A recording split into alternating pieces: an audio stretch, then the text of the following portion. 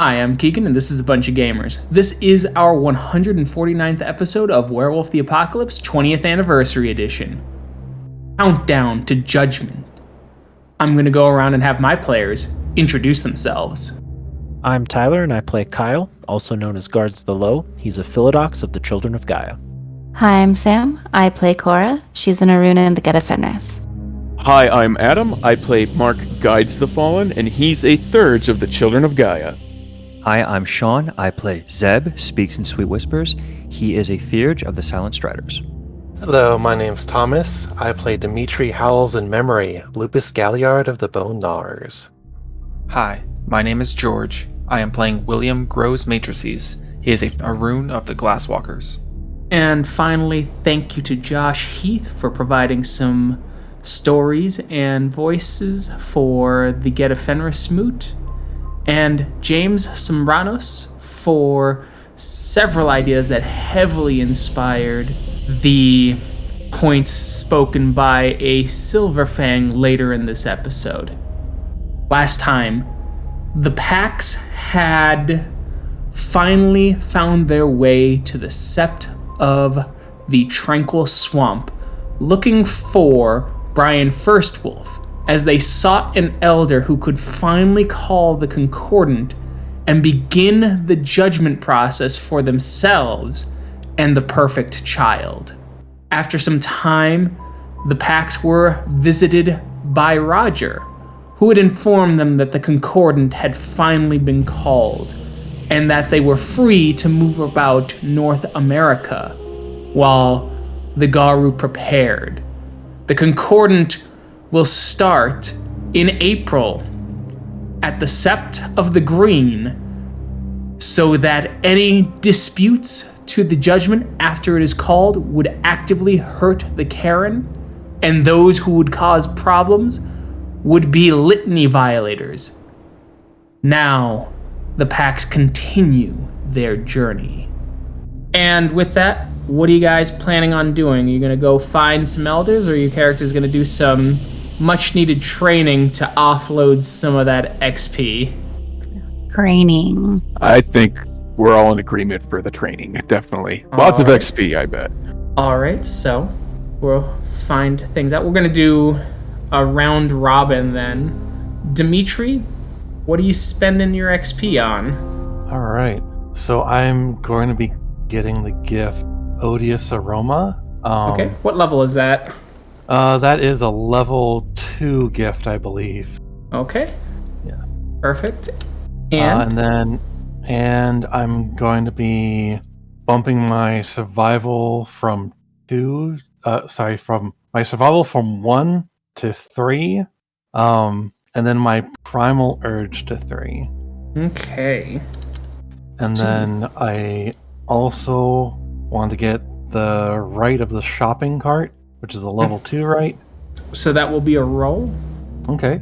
Then also, I'm just gonna get there so I know what the roll is, because that determines the number of weeks. Oh, okay. What level is the right of the shopping cart? What was it? You said 2? Level 2. Okay.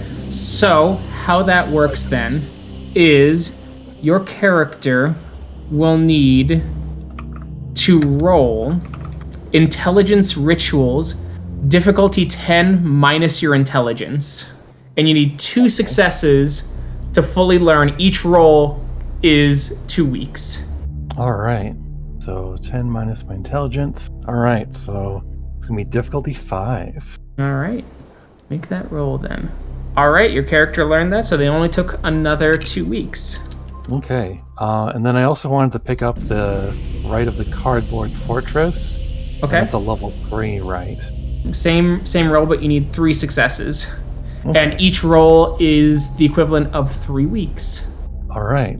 You make it. Actually, you super succeed it, so that reduces the time to half. So 2.5 weeks. We'll just round up to 4. Or 1.5 weeks, I'm sorry. Okay. Okay, and that everything? That is everything, yeah. That would put Dimitri at 64 days of training.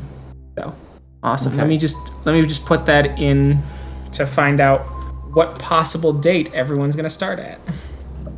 That puts you at December 22nd. All right. Next, we go to Cora.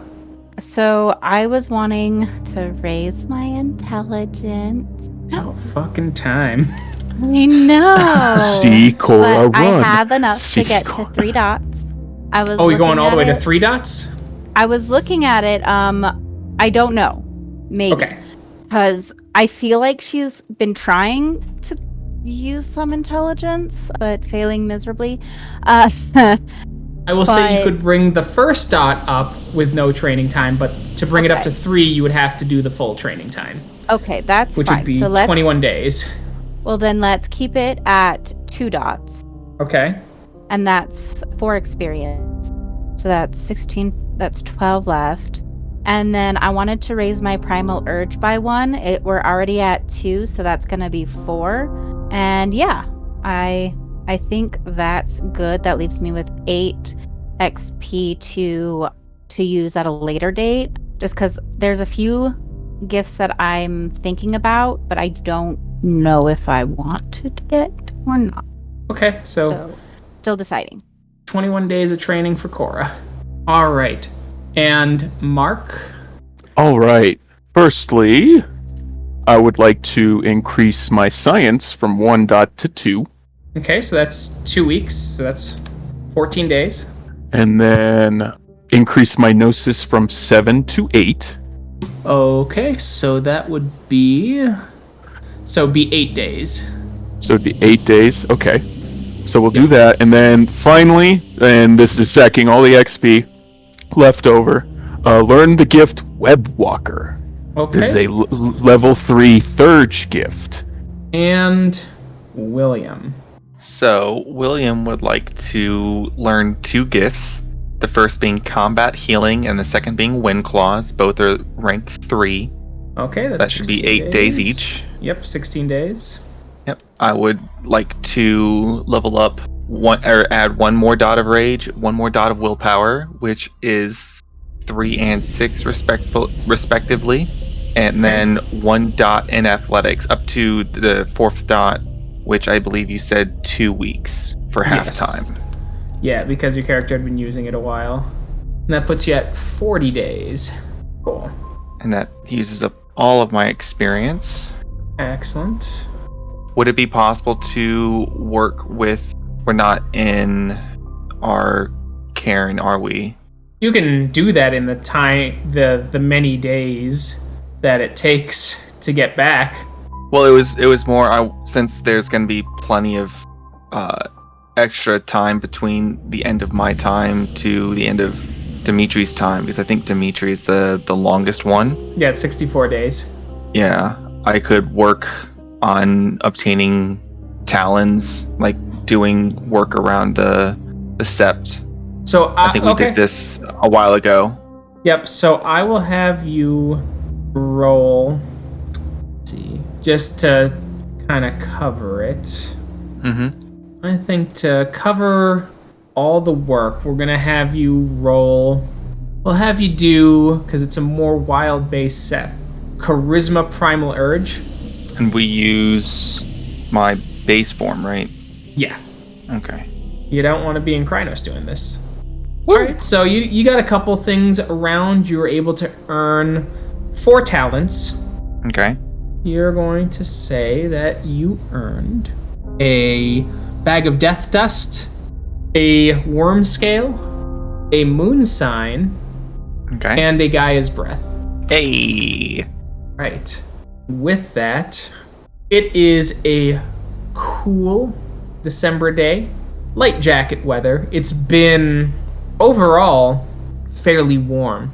Colorado's only had 2 snowstorms since you've returned, and both of them only dustings. Light jackets hanging around in the sept as rumors are flying about the kinfolk and their struggles, as many of them are finding it harder to pay their property taxes, and housing prices have been going through the roof again in Colorado Springs, as Heinrichs has funneled a ton of money into the Colorado airport to expand it so that they can start shipping in lots of packages from their distribution their distribution center that they have recently built and started hiring, expanding, quote unquote, the Colorado Springs economy. The Sept is trying to work through this, but with things starting to go wrong, Carson leads a steel, calls down, and says this is starting to bleed into Steel Mountain, and is asking for packs to go. Luckily, the young pack that you all helped form have decided to go in your guys' stead to try and help out and show goodwill that Colorado Springs is trying to help out, while Storm Chaser has decided that it might be a good idea for the Garou to start helping their kin more directly, and has suggested that they start pulling their kin out of public schools and start homeschooling them so that they are more, especially the Kenning ones, so that they are more in tune with Gaia's laws now. That with this, they need to know about the struggle and the coming struggle, especially as the Garou are starting to wrap the wagons around their kin in these desperate times, with several Garou who have the ability to contain their rage and hold it for a time, playing as teachers for kinfolk children without the risk of frenzy. Meanwhile, words coming from various septs as Shadow Lords, Red Talons, have been coming out of the woodworks and moving from sept to sept to try and get a pulse of the political landscape of the nation. As the nation is now tense, the call of the Concordant has reached many septs, and many more are starting to make plans to try and protect their Karens in the brief moments that they are left unaided and unprotected. Shadow Lords in the south, word that the Margrave has entered through the Sept of the Green and is now moving south into Texas, Mexico, and may even be trying to make deals with pockets of older brother in Central America. What are you all thinking of doing? Mark would definitely like to take a trip up the Five Mirrors, clear the air with Nightbiter. He's feeling a little jilted because being his mentor kind of seems to be easily cast aside once a son that he hardly knows show up, and even a son that doesn't even want to get to know him shows up. So he holds no ill will towards Kyle because he feels that Nightbiter did them both wrong when it was revealed that, Kyle was a son, Nightbiter had a son that he was keeping secret, kind of stuff like that. And so he wants to mend the wound, but also doesn't really know how it's going to end, whether he's going to have a mentor again, or if that's all he's going to get. It's just another mentor, or the father figure that he never really had. Okay, that's one avenue. How's everyone feeling about that? He can go and do that if he'd like. William would like to funnel what money he can towards increasing the apartment complex that he has purchased to help the kin, and use that as a place for the teachings. Okay. So we'll do some rolls there then. Yep. In just a bit, Cora, what are you doing with all this kind of information? What is she thinking of doing? How long from now is it until the Get Moot?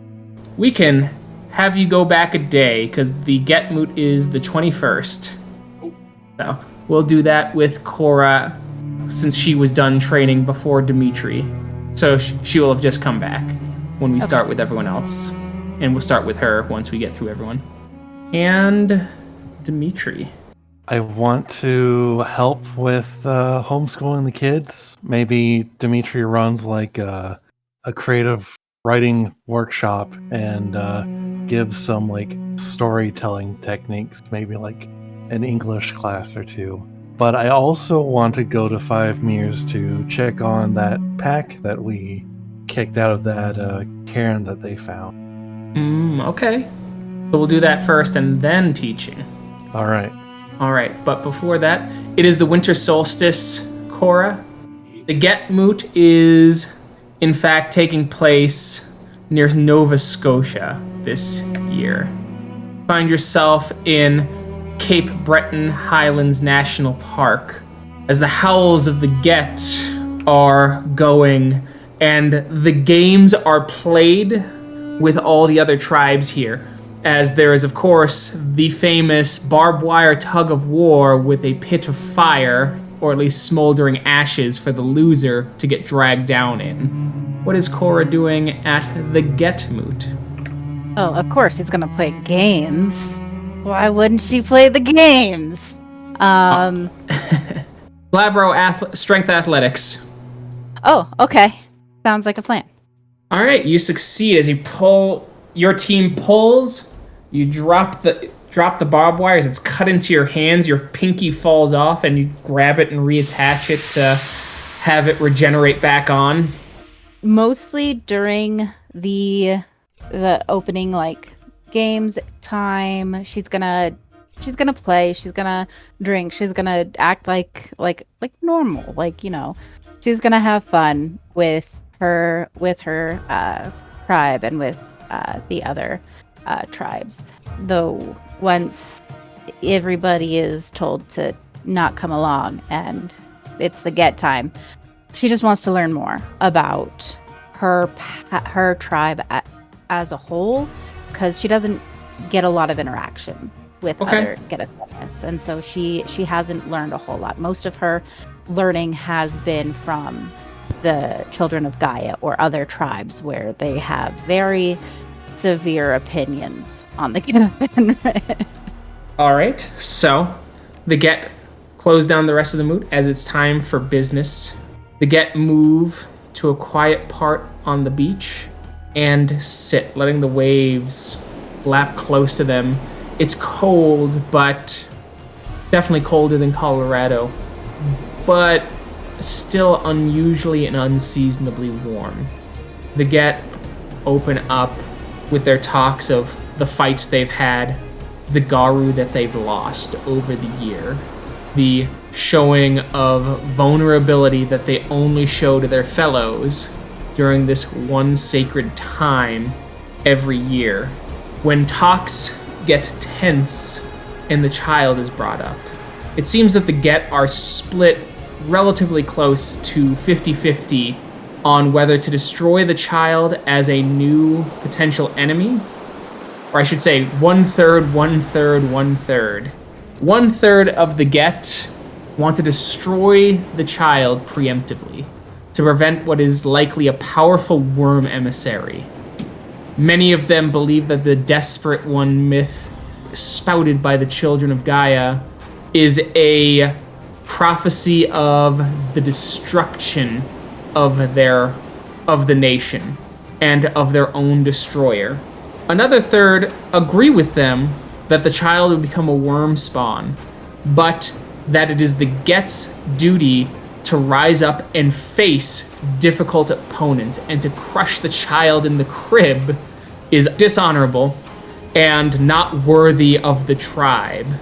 The other third believe that the child might be an asset, and that while it is true that there is destiny, it is sometimes worth fighting against it, if only for the self-satisfaction to say that you struggled against it. Awesome. That was actually on my list of questions, hey, can you guys tell me a little bit of prophecy on, Get specific prophecy on the child, if there is any? They do not. They actually have more prophecies about the eye. They claim that the eye is not, it may be tied to the worm, but the eye is Odin's eye. It is the great monster that Fenris attacked and destroyed in the ancient days when the Fenris had a citadel within the mountains of Scandinavia, when they had supremacy and strength in a kingdom, and it was shattered by Odin, who later chained their great patron spirit in the Umbra until the chains shatter on the days of Ragnarok. That the eye of Odin opened, for there's only one, and Fenris plucked out the other eye in a great battle. Be damned what the Hamid legends say. That his eye opening is proof that the end is coming soon. And then, just she wants to get some stories on her tribe and like just listen to like the Galliards speak and, Come, cubs, gather, for I will tell you the story of Uli Brightjaws, a Fenrir who thought himself weak. Uli earned his deed name after his rite of passage, his fangs crimson with the blood of his foes, and yet no scar would touch his face. Indeed, whenever he was cut on his face, it would regenerate, free of scars or blemishes. His pack would tease him. "You are well named, brother." And in his heart, Uli began to doubt. Perhaps it was fear that prevented his face from being marred. Perhaps weakness. Trapped in his fears, Uli sought the Jarl of his sept. "Master, there is a weakness within me. It festers and claws and yet remains unseen. Let me cross over to the shadow so I may face it." "Alone?" growled the Jarl. "Without your pack? My pack will cover my weakness, and it will remain hidden. Alone I can draw it out to slay it." The Jarl growled again and turned to the old goatee of the sept. She hummed to herself and whispered to the spirit with ancient runes carved upon a necklace. She gazed at the Jarl and nodded. "Very well. You may seek your weakness. With the turn of Luna, she hides her face tomorrow night. Return before she hides it again." Uli nodded and gave his respects to the Jarl and the Modi, and returned home. He ate heartily with his family, he played with his children, and told his wife that he must go. She showed him love and comfort, and spoke words of affirmation to ensure he remembered the road home. Uli left the next morning and walked away. Lost in thought, he passed into the Umbra without even noticing. The Umbra was still lush in those days, and the game was plenty. He ate to nourish his spirit body and drank from untainted rivers, for the vomit of the Scab's factories had yet to cross the gauntlet. After a few days, Uli reached a fork in the road. Down the right path, the road shined with Luna's light upon every stone, and on the left, it was choked with shadows, winding back and forth, and impossible to know how far it was to go. Uli took the left path and continued on. The trees and shrubs grew sicker and sicker, the shrubs becoming twisted thorns, and Uli came upon one of the dead trees and stared, lost in thought. "Will this happen to me? Will my death simply take me?" he wondered. Suddenly, from the roots crawled forth a sickening maggot, a larval worm spawn that had yet to cocoon itself into a greater bane. Enraged, Uli took his war skin and attacked, ripping the grub apart, and spilling its half-formed bones and vile blood upon the stones. Yet, rare is the maggot that crawls alone, for more came, first dozens, then hundreds. Uli fought with his claws and fangs, for he had no fetish weapon to aid him. Knowing that he would soon be overwhelmed, Uli rushed the old tree and called upon Fenris's strength.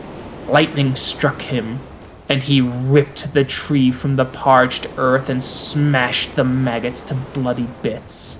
When the fighting was done, Uli heard the soft padding of feet behind him. Perhaps 2 legs, perhaps 4, but a ways off still. So Uli continued. Uli walked as the dead and dying trees became sparser and sparser, the land a rocky desert of cold gray.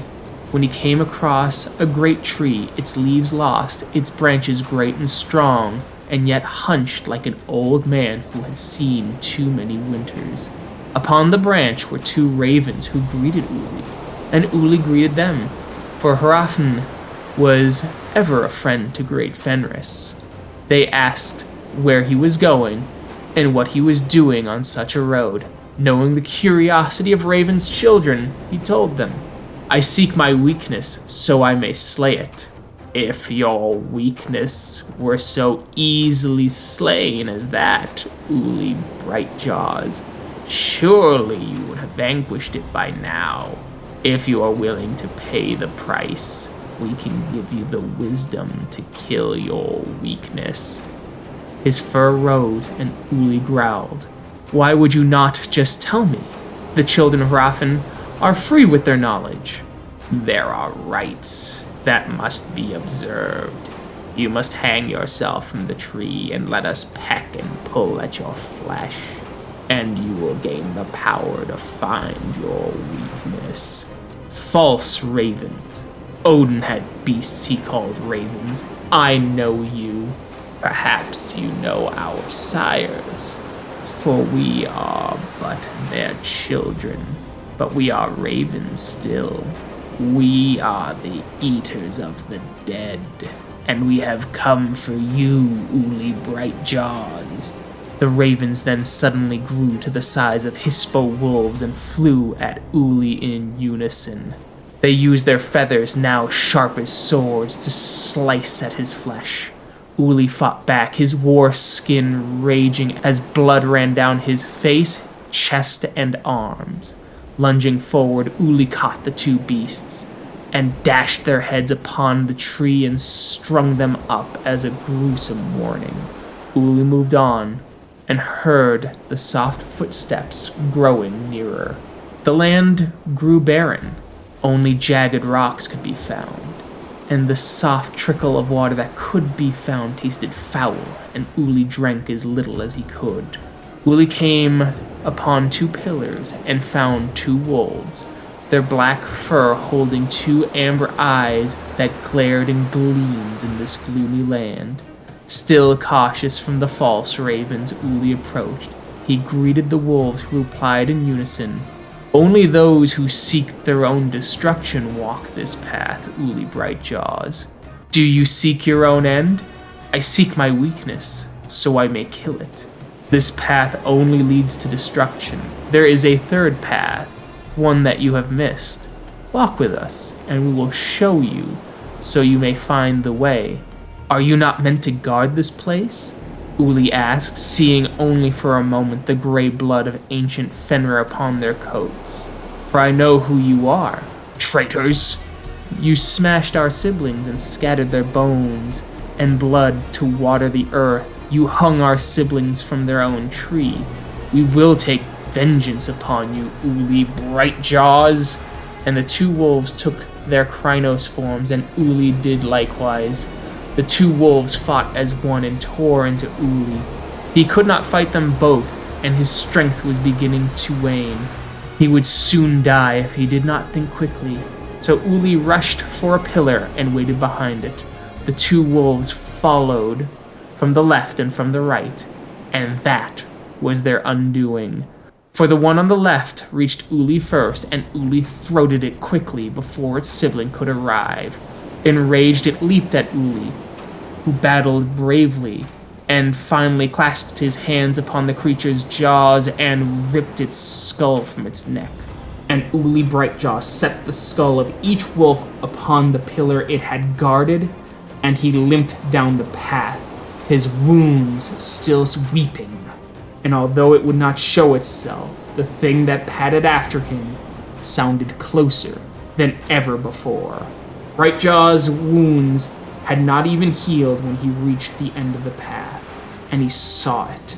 The mark of the worm, the abyss, where the great serpent struck the umbra and dissolved Gaia's flesh into the endless abyss. In the abyss, strength fails. In the abyss, weakness and despair grow huge and can consume even the bravest Garou. Here, Uli Brightjaw's weakness would surely be at its most powerful. If it could show itself at all, it would do so here. And so, Brightjaws looked into the abyss, down to the heart of the Umbra, and he heard the footfalls behind him, now so close as a friend's arm. He heard the breath come from an unseen snout, and he knew it was his weakness come to catch him in this place. And although it was the hardest thing he had ever done, he straightened his back and turned to face it. instead of his weakness, it was Great Fenris who stood behind him. In this world, in the Umbra, and any world there had been a wolf as massive, as strong, as terrible as Great Fenris. Fenris would open his jaws and devour foes. Tall men could ride a tall horse into his throat and never have to bow his head. His eyes are as yellow as a newborn sun, and his coat as gray as despair, and as much stronger than iron as iron is stronger than glass. And when Great Fenris howls his anger to the sky, the stars shake in the heavens and weep from fright. That is Great Fenris. He is rage. He is the first wolf. He is the one who catches comets in his teeth and gnaws them until they bleed. And now he stood before Uli Brightjaws. He spoke with a voice of ice, each word bitten off by snaps of his terrible jaws. Why are you here?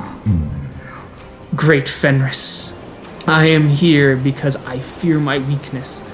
I came through these realms in search of it, to let it dog my heels and then to catch it and tear it apart, that I might be worthy of your favor once more.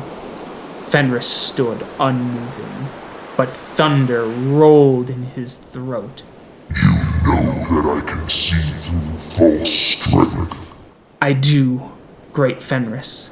Do you want me to show you where your weakness lies? Uli trembled with dread and simply nodded.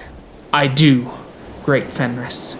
The great wolf's eyes blazed in his head and he struck forward, and Uli felt pain of 1,000 wounds erupt in his chest. His ribs snapped like matchsticks, and blood flew from his chest to water the stones of the abyss. And Fenris dropped Uli's heart at his feet. There is your weakness. It lies in your heart, and it is the flaw I despise. Your weakness is doubt, a flaw so enfeebling. It drove you to question my judgment, to presume that I would call a weakling my child. The flaw in your spirit has brought shame upon your sect, your family, and upon me. Even in the dim lights of the abyss, Fenris's teeth gleamed as brightly as blooded swords. What do you have to say for yourself, Uli Brightjaws? Though his heart laid on the ground before him and his chest in ruin, Uli finally found his words. I am ashamed, Great Fenris. I measured myself by my own fears, not by my pack, not by my tribe. I thought the worst of myself, and so I thought the worst of all those who called me strong. I did not have the pride I should have. I was not proud of being Fenrir. Great Fenris growled deep and low, burning eyes still upon Uli, but he did not bare his teeth. Take your heart, Uli Brightjaws. Eat it, and know yourself. Uli groped blindly in the dark of the abyss and found the warm wetness of his own blood. His fingers closed upon his heart, still beating. He put it to his jaws, and the smell of heart's blood made him both sick and ravenous. In only 3 bites, he consumed his heart, and his strength returned to him. Uli returned to his sect on the evening of the new moon, and bowed to his Jarl and told the story of his shame and weakness, and his newfound pride. He apologized to his pack for his lack of faith, and they beat him soundly, and he came away from it laughing. He went home to his family and said nothing, but nothing needed to be said. The scar on his chest never left him, and he would have been shamed to see it go. Uli Scarheart lived well as a warrior of the Fenrir for the rest of his days, and died well in battle. One of his children went through the first change, and became a fine skald among the people. When she walked among the Garou of other tribes, she was proud to say that no Garou ever chosen by Fenris was ever weak, even if they were foolish enough to ever think so. I am known as Skaldbrand, Keeper of Valkyrie's Burden. This is a story you should not share. I tell it to share the wisdom inside, but know that hearing it will shade your spirit with knowledge it should not have. This is the story of Gary and Freki, and why they chose to serve Odin Oathbreaker, known as Balverk.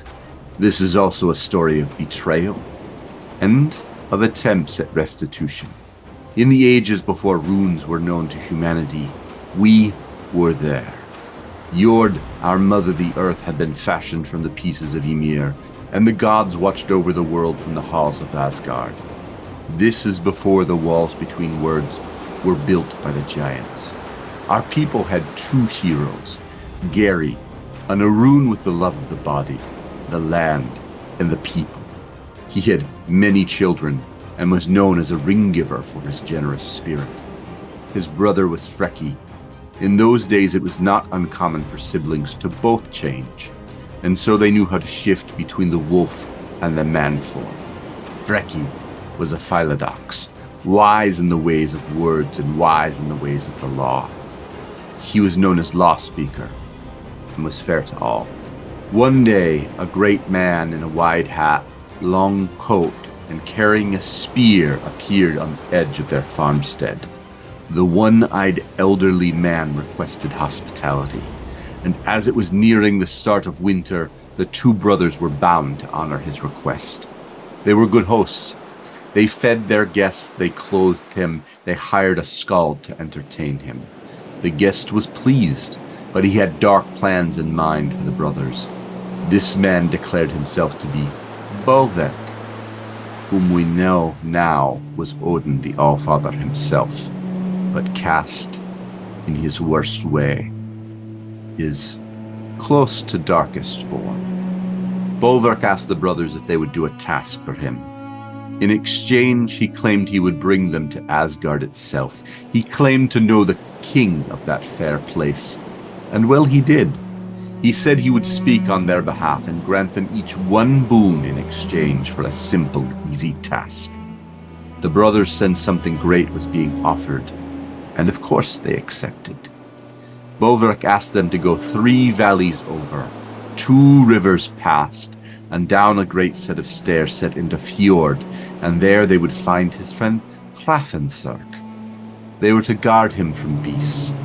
For 3 nights and 3 days they would need to guard him, and then a new set of guards would arrive and set them free to other tasks.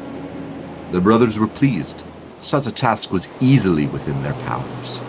And so they traveled 3 valleys over, 2 rivers past, and down the great set of stairs in the fjord. They went down so far the sun seemed to stop shining above them, and they thought they passed a great apple tree, the beautiful woman plucking apples from it. They became a little worried, but still they had vowed and they put their feet to work. Eventually they came to the cave, and 2 small elves were there. They laughed and ran the moment they saw the 2 Garou. "You will have to shoulder this burden now, wolves." Inside the cave there was an immense raven shifter. This was Hrafnsark. The 2 Garou took their posts and the birdman began to speak and speak and speak. He spoke for so long the brothers, they began to feel their rage rising in their throats. They took control of their rage though, and they reminded one another that they need not frenzy. There were creatures that approached the cave, and the 2 brothers ran them off. All the while the birdman squawked away, constantly speaking about inconsequential things. Or so the brothers thought. The creature spoke prophecy, but the brothers ignored it. The words of the bird were so strange they didn't know what he spoke would someday come true. He spoke of men in steel flying machines, wooden machines that people would speak into, and other stranger things about the world that would eventually be. Hrafnsark told them He told them about the binding of great Fenrir, but they laughed. Nothing could bind the patron of the greatest tribe of Garou, they thought. It was hard, but the two of them kept their level heads and did not lose their rage. Then he said they would be directly responsible for that thing happening, and the brothers laughed even harder. Their 3 days passed, and eventually 2 beautiful pale-skinned maidens arrived at the cave. Neither of their hearts beat, but they smiled with kind enough faces, and the 2 brothers knew they were to take the next shift watching the Birdman. From there they traveled back to the top of the fjord, and on the way they encountered their friend, Bolverk, who offered to bring them directly across the Bifrost to Asgard as he promised. The brothers agreed, and they traveled there together. When they arrived, their friend disappeared in a puff of smoke, and then the doors to the halls of Glathheim were opened. There sat their friend, now revealed as Bolverk, Odin, Wise One, Grim, Darkest Walker, Lord of the Undead. As he promised, he spoke of their deeds to himself and to his family, and the 2 brothers were exalted as legends. They were given hospitality and a place at Odin's table. Gary liked this so much he begged Odin to take him and his brother on as thanes, and this would be his request. They became his messengers, his fighters, his diplomats, and his guards. They swore an oath to sit at the Lord's feet and put their heads in his lap, and their fealty was for all time. However, Threki held his boon close to his chest and did not ask of it. He felt he may need it in the future. And this is where the tale becomes quicker but difficult. Bolverk came to the 2 brothers one day and asked them to help him find an impossible thing. The 2 brothers were tasked with finding the sound of a cat's footfall. The gods, they said, were playing a game with Fenris, and they were making a fetter that the great wolf would surely shatter as he had done so many others. The brothers were happy to help Odin, their patron, and happy to help the great wolf prove himself again against the gods. The 2 brothers quested, and that is another tale, but eventually they found the sound of a cat's footfall. From a Qualmead, I'm told, and they took that sound and gave it to the dwarves who had cracked Gleipnir, the fetter that would bind Fenrir. The wolves had been told they would be the downfall of their patron, and they did not listen. They did not listen, and they did not trust.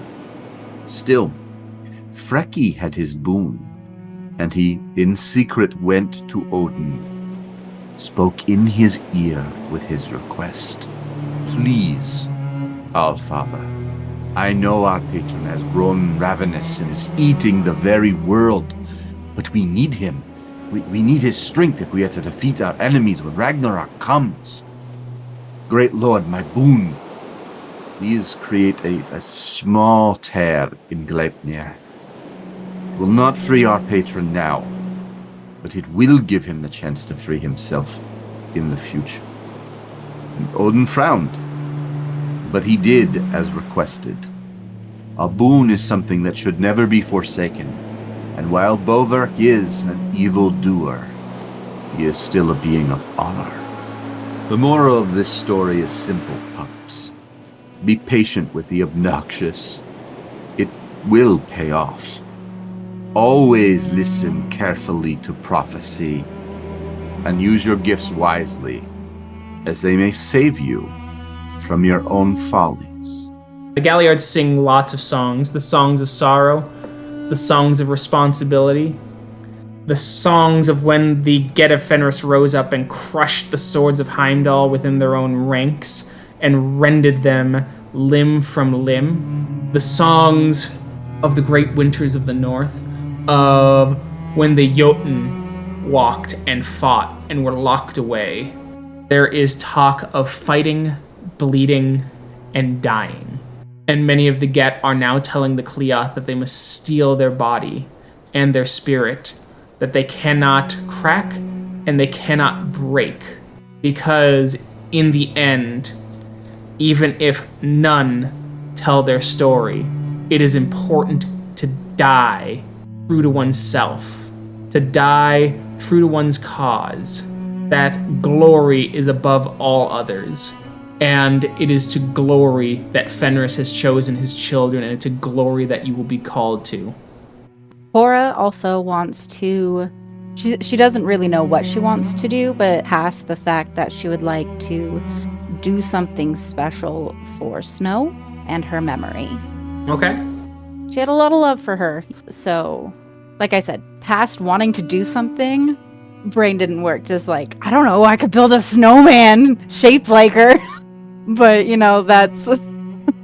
So several of the Garou who are on the side of the child have a suggestion.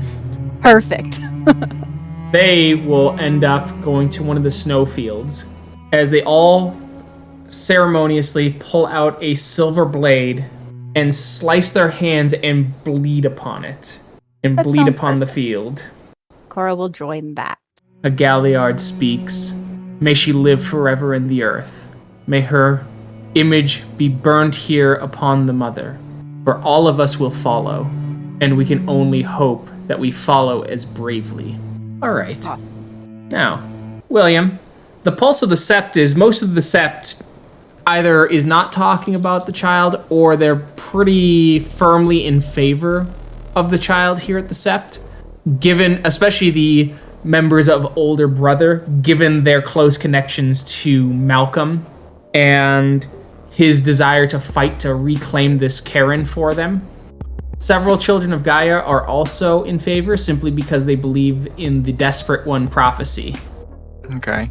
And then I'm going to need an intelligence, go with, because this is the closest thing in Werewolf, law roll.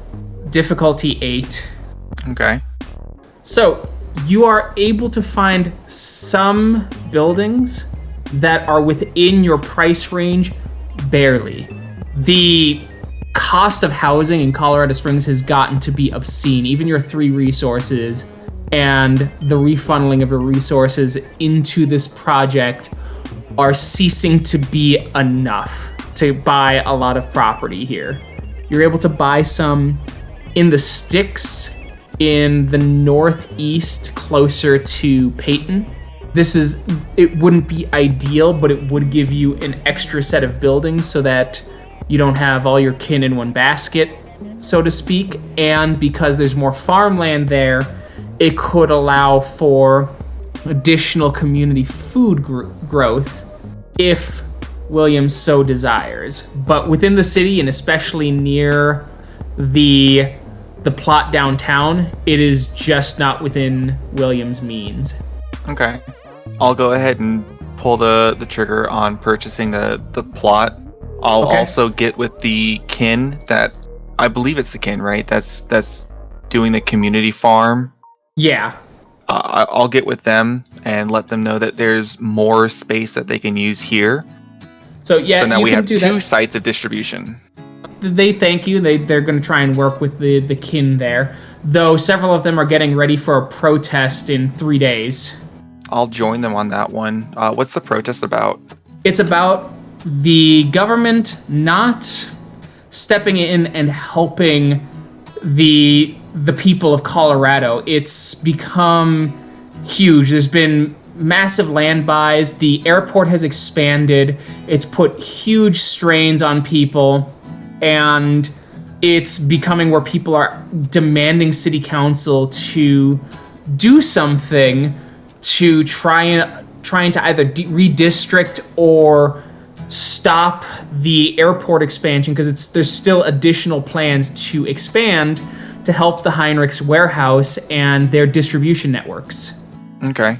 Yeah, I'm still going to protest as a business owner and as somebody who cares about the community here. Okay. And bring everyone together as a whole.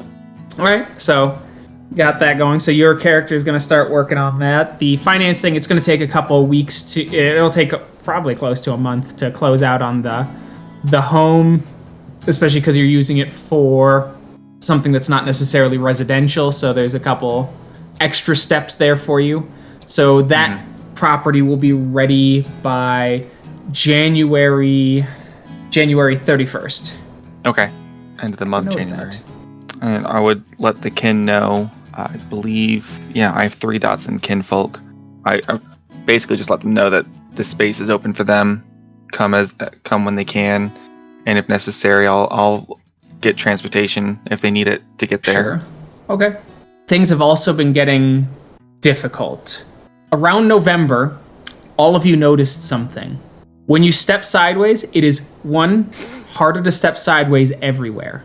2, now when you step sideways, the gauntlet cuts you, and you hear the whispers of lost souls as you pass through the gauntlet, either direction.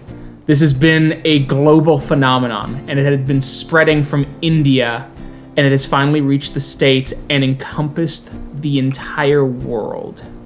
And so before the protests, we'll switch over to Mark and Dimitri as you take the moon bridge and start heading off to Five Mirrors. Dimitri, when we get there, I'm gonna need some time to myself. I need to have a private conversation. Of course, and I'll check in on that pack we came across when we were checking out that cairn for that best stat. We'll see how they're doing. I'll come and find you after I'm done. I'll show you the place around you. That would help. As you launch in, and Unicorn's Guard is there, greets you as the gatekeeper. Unicorn's Guard?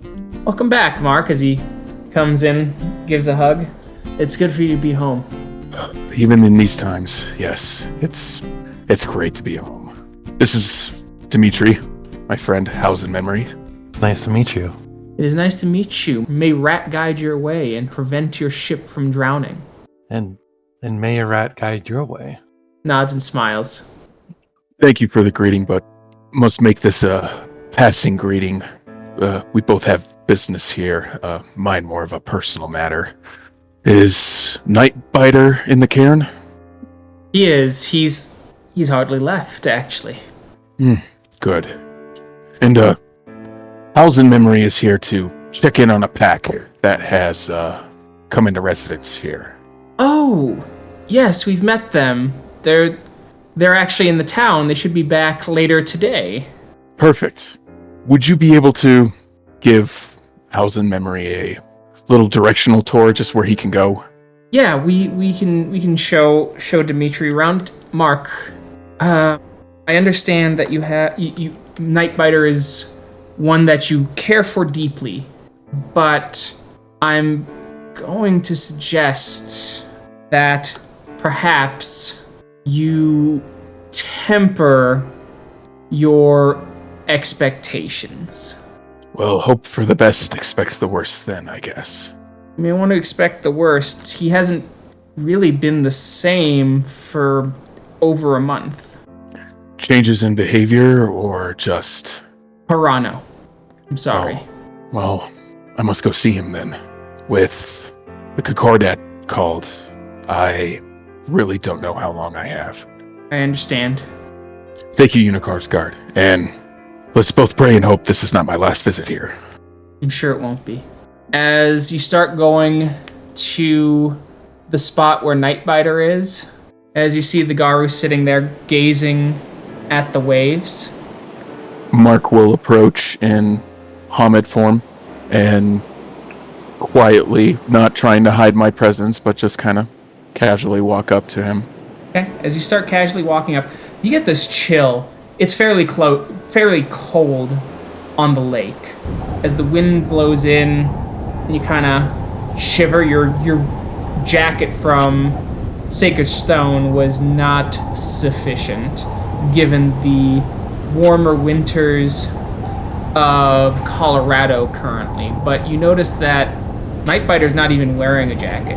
A long sleeve shirt, jeans, and boots, wind rustling, and seems completely unbothered by the cold. Mark's gonna switch into Galabro as he's taking his jacket off, and he's gonna put it kind of on the shoulders of Nightbiter and sit next to him. And What troubles you, Ria? Huh? Oh, Mark. It's good to see you. It's good to see you, Jonathan, though not in this state. Not that it's not good to see you, it's just I'm sad for you. Nightbiter simply shrugs and continues to watch the lake lap at the shores. Little bits of ice grinding and splashing near your feet. Again, what troubles you, Ria? Everything, Mark. I can understand that. He'll take his paw, his human-like paw now, place it lightly on his shoulder.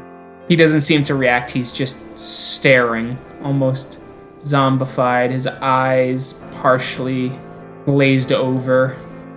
Nightbiter, Jonathan, I originally came here with expectations, with a want to finally talk to you, to finally get to know what I mean to you, because you've been there for me so many times, in my journey, in my training, in my visions, in my meditations.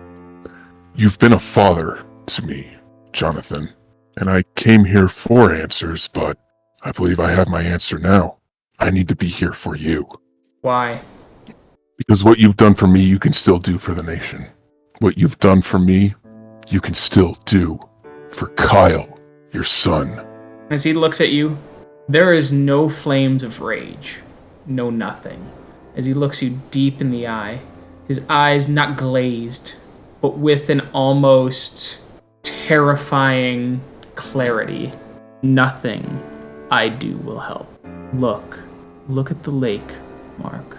The ice is thinner this year than last year, and it's thinner than the year before, and thinner than the year before, and thinner than the year before. Look at the umbra, how the weaver's web that keeps us from our mother cuts our flesh. I have questioned our ways to make us stronger, and have done things to raise spirits, so that the Garou didn't give up. And what is it for, Mark? Look at everything.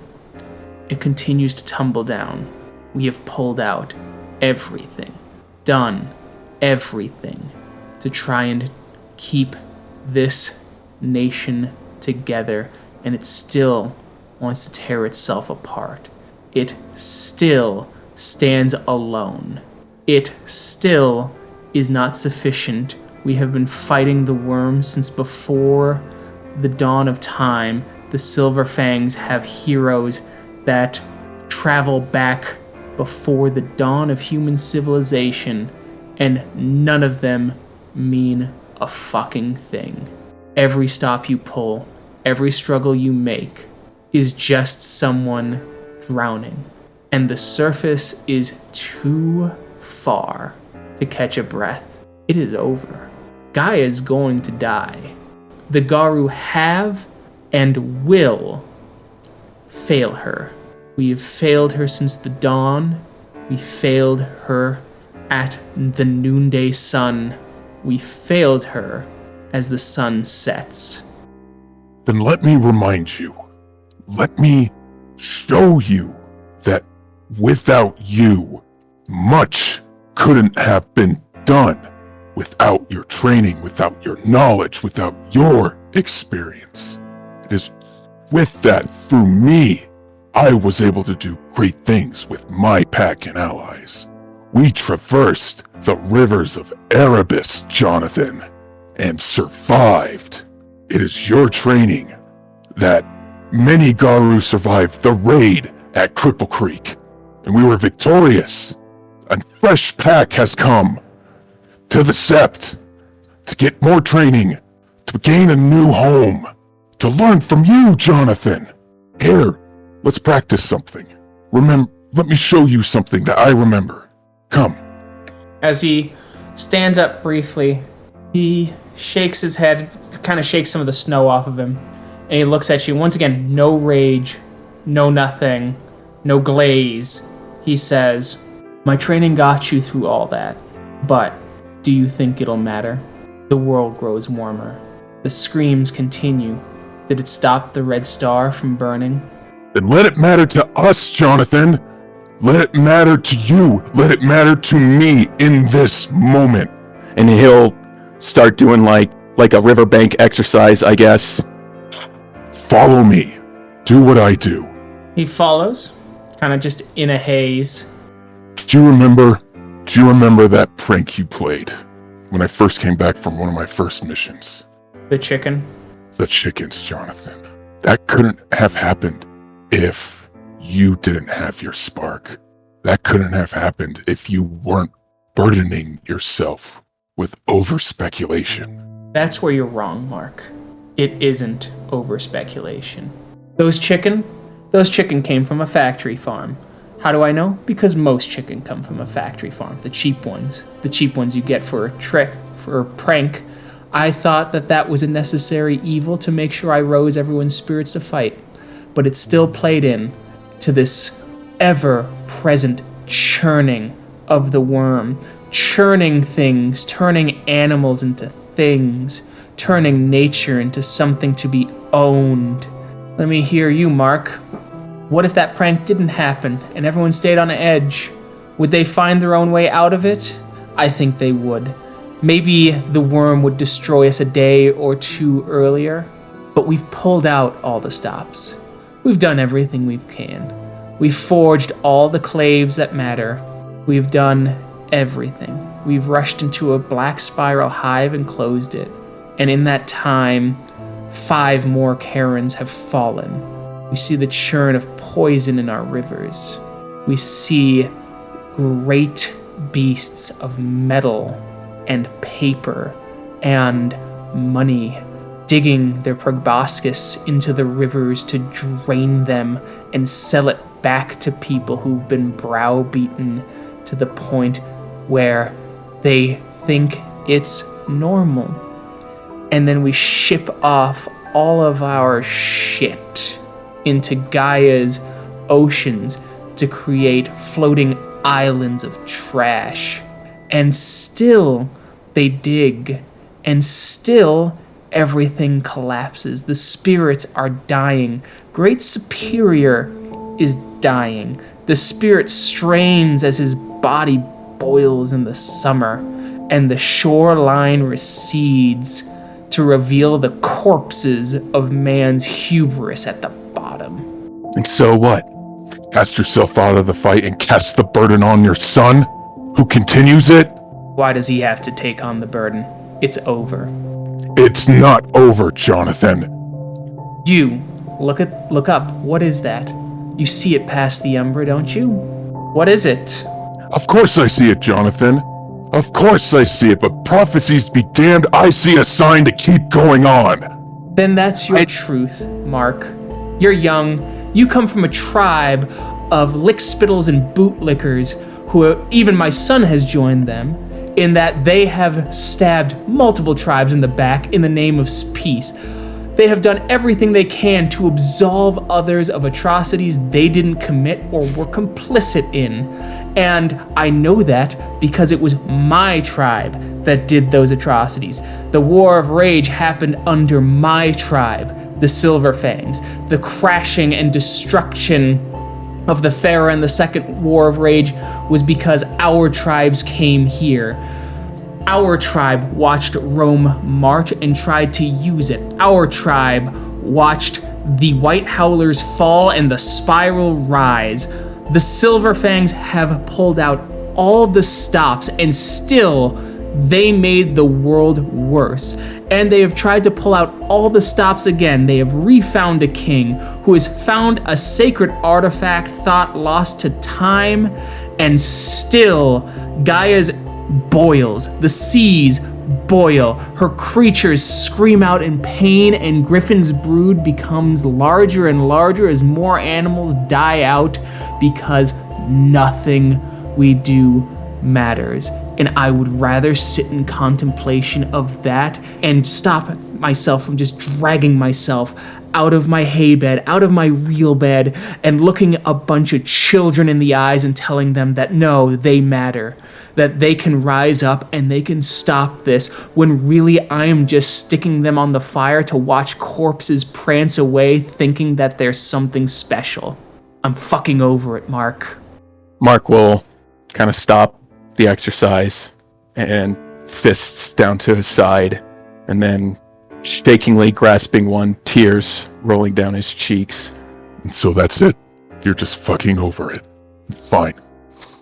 This is the path that you have chosen, forced upon by no one other than yourself.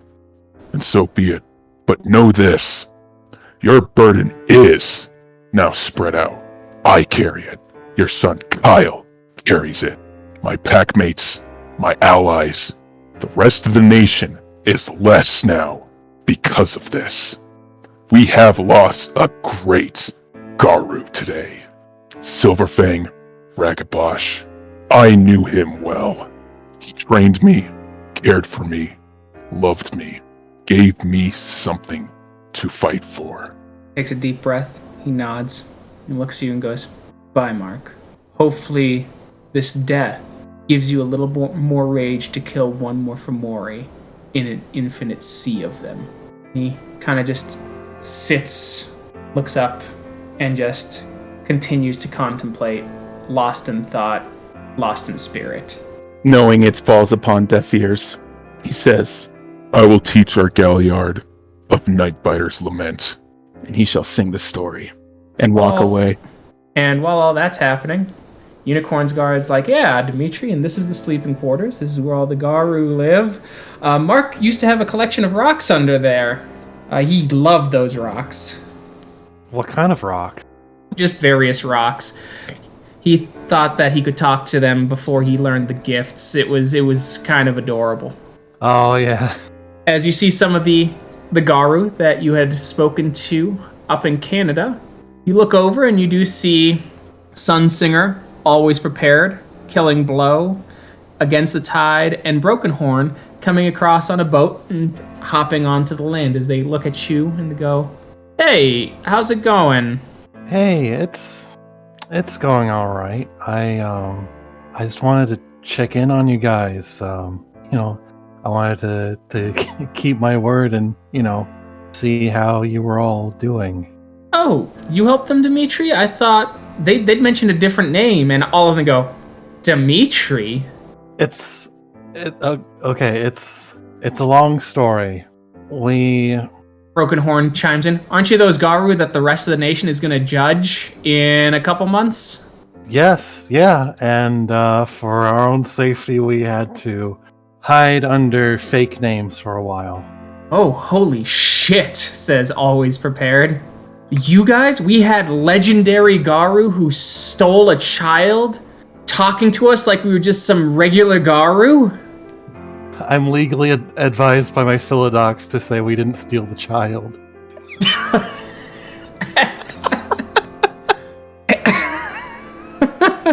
As at that moment, Always Prepared starts snickering like hard. The Ragabosh is like, holy. And you're what auspice again? I'm a Galliard. Oh my god. I'm a Galliard. All hail Dimitri, singer of the hidden moon. But anyway, jokes aside, how have you guys been? Things have been okay. We do still get a couple side eyes, thanks to, and at that moment, of course, Casey raises their hand because of me. But they've been better than others, and I haven't been outright attacked since coming here. So I think we're just gonna stick it out and stay. All right, I'm sorry we had to push you guys out, but I am glad. I'm relieved that things have been working out here for you all so far. Yeah, thanks. As you see Mark coming back, he looks visibly upset. Oh, hey. I'm sorry. I just had to say goodbye. But that's another story. Dimitri, how are you liking your visit? Hope the newcomers haven't been picking on you. Oh, it's been going good. I heard about your rock collection. Oh, you mean this? Reach in his magpie swag and have his rock collection with him. Unicorn's guard kind of snickers and goes under a different bed of a fallen friend and goes, I think you want these ones too. And opens up the case and shows you Walks with the Forgotten's rock collection. We meant to give it to you a while ago, but had trouble finding it. Oh, thank you so much. I'll be sure to keep these safe. Thank you for finding them. Hey, and that cabin's free now. I guess the newcomers got a place to stay, huh? Yeah, they do. As they all kind of nod and one gives a thumbs up. You see kinda always prepared to do one of this, and he goes, and you hear Unicorn's guard go, well, 4 of them stay here. One prefers staying on the shore. Well, the outdoor life isn't for everybody, no matter how prepared they feel. And kind of winks at him just a little bit. So, you go back to Colorado Springs. It is a Christmas Day protest as people are calling for reforms and things like that, being told to keep calm. And the city has actually asked the governor for additional help from the state patrol. And there are several very militarized vehicles trying to keep property safe. As William, you're marching arm in arm with the kinfolk. Zeb, are you there too? You want to join a protest? Yeah, figure I'm back by then. Yeah, I'll join a protest, sure. As you're all going, I mean, it's Christmas Day. It's been almost 2 months. As you're going, chants going, before when you suddenly hear someone yelling, fucking pig, before you notice that they start kind of half lunging at the officer, doing a check. It was unclear to a normal eye if the person was actually going to swing, but the cop took it as such and whipped down with all the force of the law in a single strike with a horrible bone-shattering crunch. As you hear, we've got a situation, protesters turning. As tear gas starts going off in all directions, the SWAT cars kind of moving in to be giant shields as people are screaming, as you hear, disperse! Disperse! As some people freak out, and a couple actually, you hear a gunshot, and one of the cops has been shot from the protesters. And that's when you hear, they're armed, as guns start going off in the protests. What do you guys want to do? You've got several kin around you, and bullets flying in your general direction as there are screams and splashes of blood. Let's find them some cover. Get them out of there.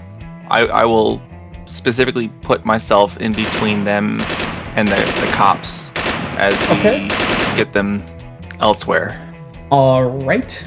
Just gonna roll 1d2. 1 out. 2 not shot by a stray bullet. So, William, you're lucky as a bullet passes overhead. It zings so close you actually feel your hair like wave like it was in the wind. As rubber bullets start coming out, the real bullets start to slow down, but they're gas guns and even beanbag guns getting shot at close range as the beanbags are literally rearranging people's guts and breaking bones in the protest as people start screaming and trying to disperse, with the police and the SWAT trying to move in to herd people through and make them disperse, mostly away from downtown and into southern Colorado Springs, where there are several poorer neighborhoods that can deal with potential property damage, as it would cost the city less. I'm gonna start grabbing wounded Keegan. Okay. And trying to get people up, and if there are people that are like able to like keep walking, like try to get them. And if it's kin, I will tell them like grab that wounded person and get the hell out of here, and start trying to get people from like getting trampled to death or dying from tear gas and brute force. Charisma leadership, please. If 7 due to all the panic happening and to be heard over the screams. As you start yelling, you get some people out as people are trying to help triage. You're directing the chaos just enough to save maybe a couple more lives as bangs go off in every direction. As Zeb, I need you to roll stamina. Base diff. Base diff. As it's just not enough, as a flashbang lands right next to you and you look down, you're like, son of a...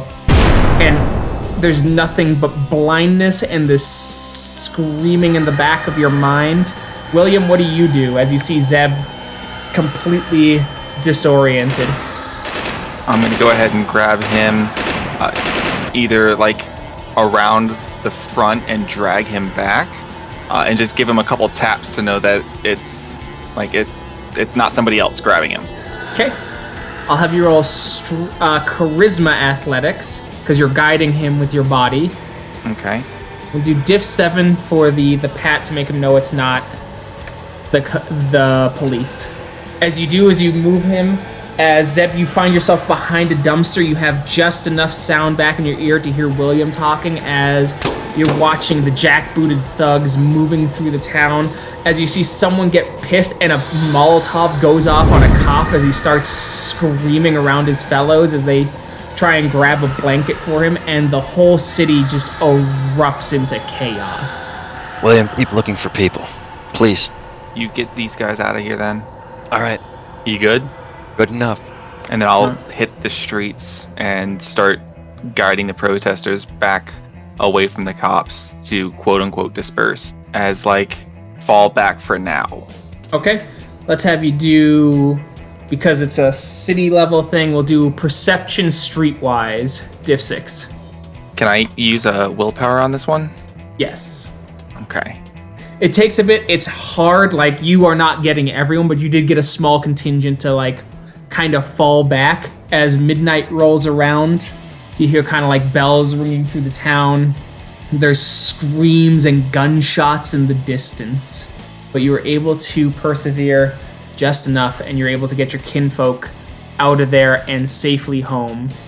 Because I know, at least in real life, that a lot of the protesters use encrypted communications. Can I exchange information with these protesters to start another protest later and become more prepared? They are initially outright hostile to the idea, if only because your rage now is bleeding through and they see you as a threat, and that they're worried that given the presence you exude, that you might go there to cause trouble and start another riot. They've seen you save people, but they have to be sure. So I need a charisma expressions. Okay. They tell you that you can go to a meeting spot. They give you a time and date. No, I get it.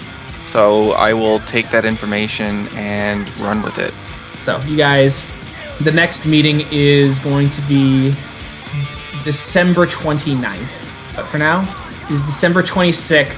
As you all gather back at the Karen, Cora, you spent an extra day in Nova Scotia and come back, and you notice like the unusual kind of like pillars of like billows of smoke still in a couple places the next day. Dimitri and Mark, you come back at around the same time as you see Zeb and William near the heart of the Karen, knowing that you'd all return. Zeb, William, it's great to see you again. We'll come in and double hug them both. Welcome back from America's Dairyland. What happened in town? What is going on? Why is it on fire? The protest went south due to the pigs. We at least got the kin saved. Sounds like south is an understatement. Is anyone hurt? There's plenty of people hurt. I don't know if there's any casualties. I'm sure the news will say so shortly. Checking your phone, William, you get on the phone that currently the Colorado Springs Police Department are claiming 2 officers have been killed in the line of duty and 4 injured.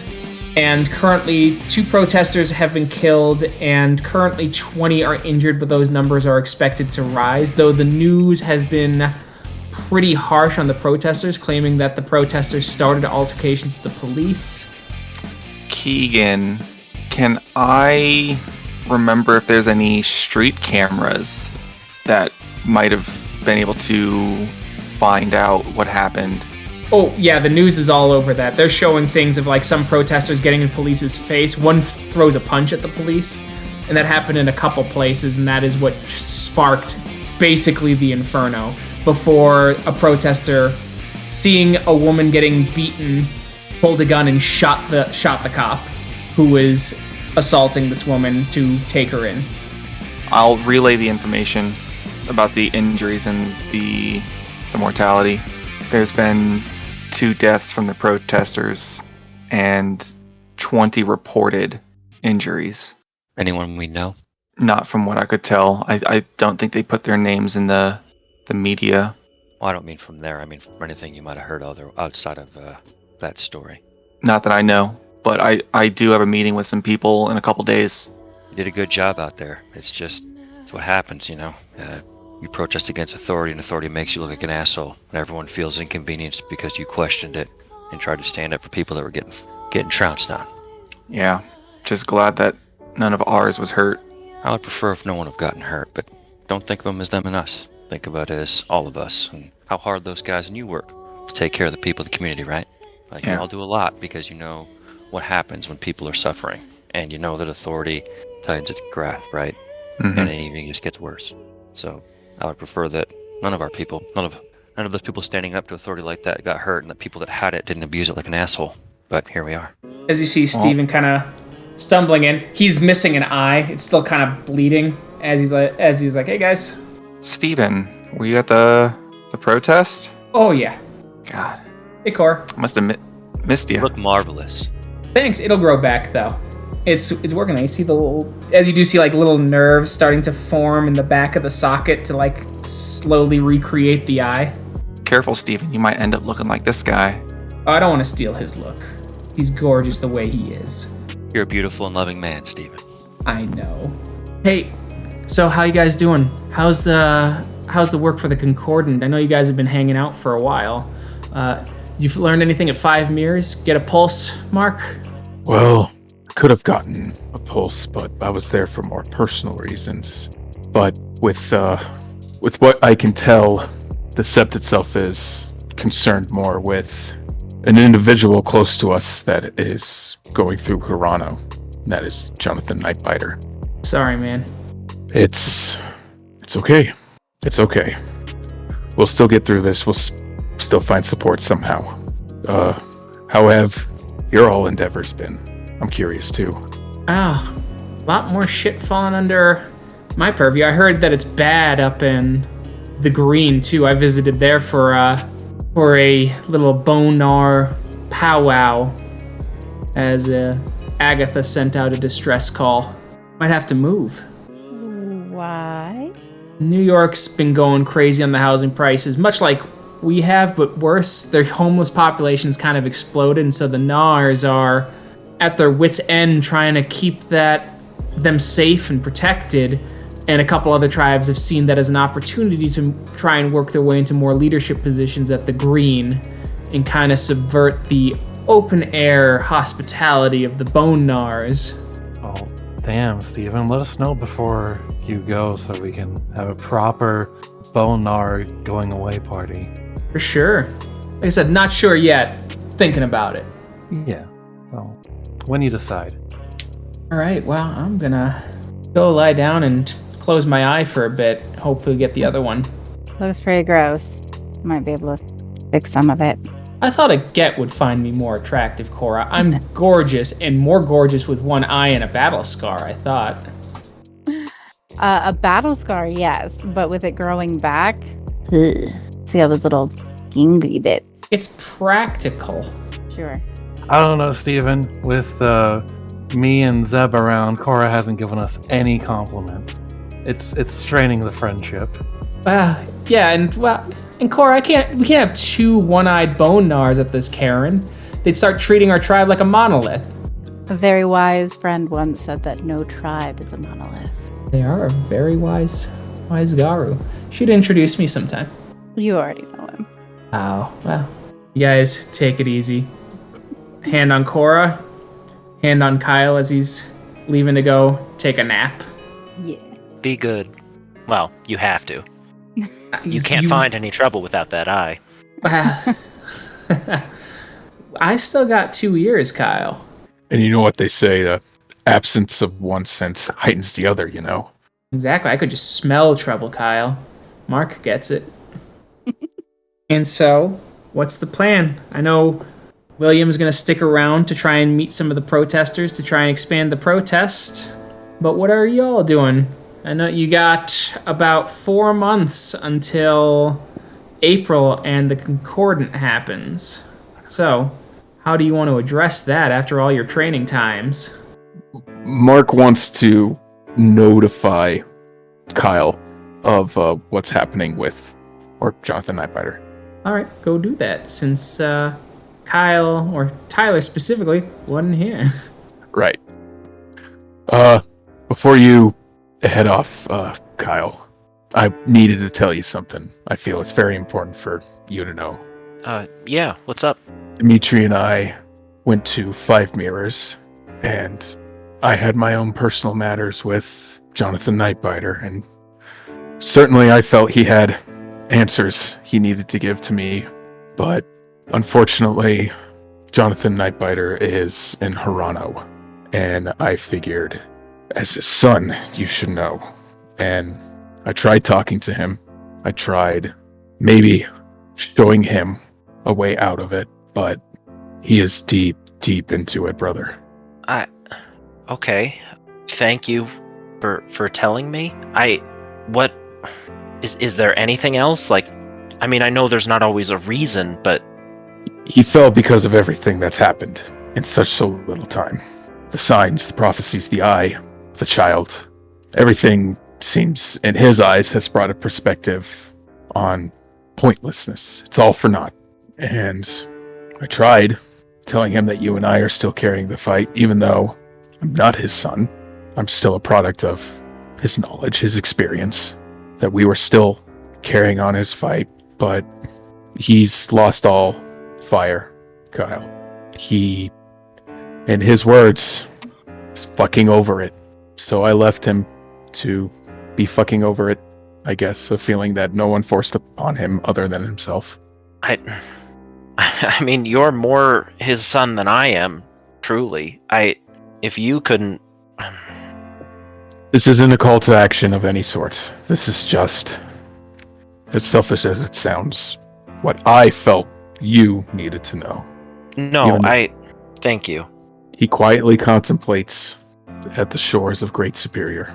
If you feel you need to visit him, but again... I need to think on it. I can't decide if I'm angry with him, or I understand him, or I pity him. Motherfucker. I'm a strange mixture of both, or rather all three. And what I thought was, I was hoping to close the wound, so to speak. I just gained a scar. I'm sorry he hurt you. Did he say something?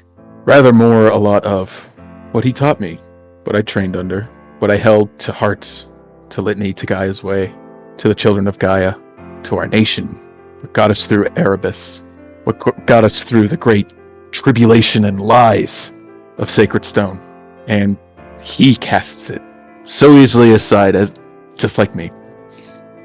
I want to say maybe there's hope for you, because you are his flesh, but this is a supernatural, and as we know, flesh holds very little water to the supernatural.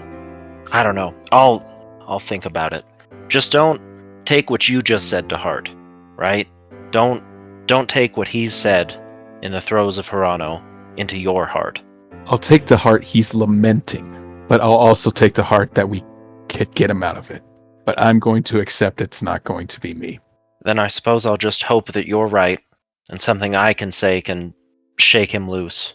We've seen Stranger, but this hits a little closer to home, definitely. But I hope this doesn't concern you too much, especially before the Concordant. What's one more place to visit? And Kyle will pat Mark on the back and then on the chest. In a sense, he's still living. He's still here. not in Hirano. You, a product of natural causes, and me a product of his training, I guess. I suppose. I already had us in our court, though. Would have been helpful to have him. Definitely. Okay. December 28th happens. William, you get some information. They're able to understand they kind of have that. One of the kin is actually part of this. One that you weren't able to use as a contact because they had been shuffled out by Zeb in a different group. But they speak for you, and they do get you into the signal group for future coordination so that you can keep your pulse on it. As news keeps coming out, the number of officers who have been hurt or killed is the same, but at the end, the death toll was 15 protesters and 130 injured in the riot.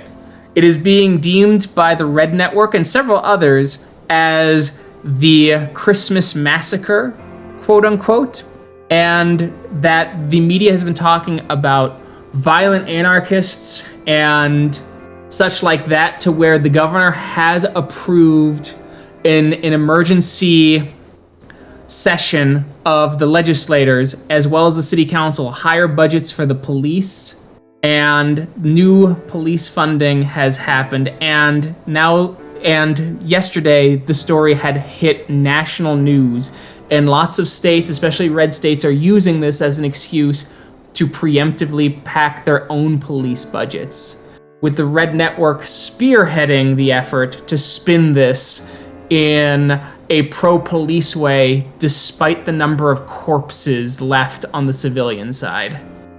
Keegan, I'm gonna go find Kyle. Okay. Welcome back. Thank you. Welcome back yourself. Well, at least in part. I'm gonna talk to you about something a little bit unsavory. I think you and I need to have an agreement. You might very well be one of the great leaders of the Garou Nation if we aren't executed. I will not be. You need to tell me what things you need to have done that can't have your name attached to them, and you have to let me do them for you. So this first part is me talking to the Korax and trying to get some leads and trying to get leverage, while you decide that you might grip and grin and posture and say all the right things that your tribe is known for to get allies. I'm hoping the Korax will do that for us in time, but that's a slow burn. You have to tell me what else you need to know that we have to go out and find.